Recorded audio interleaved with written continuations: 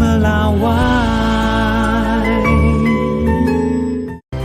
Saudara, suara gemuruh tambur dan denting simbal memecah keheningan di kawasan Pagarsih, Kota Bandung, Jawa Barat. Menjelang perayaan Imlek, sekumpulan anak-anak hingga remaja tampak antusias berlatih kesenian barongsai.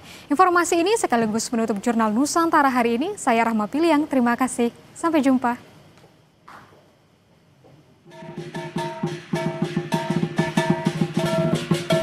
Antusiasme mewarnai markas klub barongsai Longwang Indonesia di Jalan Pagarsih, Bandung. Para pemain muda bergerak lincah mengikuti irama alat musik tradisional yang mengiringi gerakan akrobati kepala dan ekor barongsai dengan penuh semangat. Bagi para pemain cilik ini, latihan bukan sekedar persiapan menyambut Imlek, tetapi juga bentuk kecintaan mereka terhadap tradisi yang telah turun-temurun menjadi bagian dari budaya Tionghoa di Indonesia. Kecuali saat angkat ke kepala atau lagi nyapit gitu. Itu kesulitannya kenapa itu? Karena harus pakai tenaga ini tuh. Jadi harus nahan gitulah.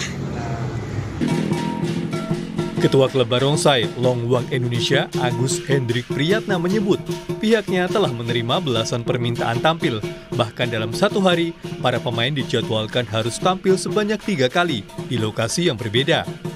Ya, kita untuk menjelang Imlek di tahun 2026 ini, persiapan kita yaitu dengan latihan yang rutin.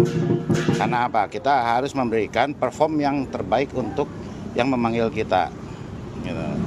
Jadi kita tidak akan untuk asal-asalan, karena apa? Kita di sini menghibur masyarakat luas. Karena barongsai itu sekarang ditunggu oleh masyarakat.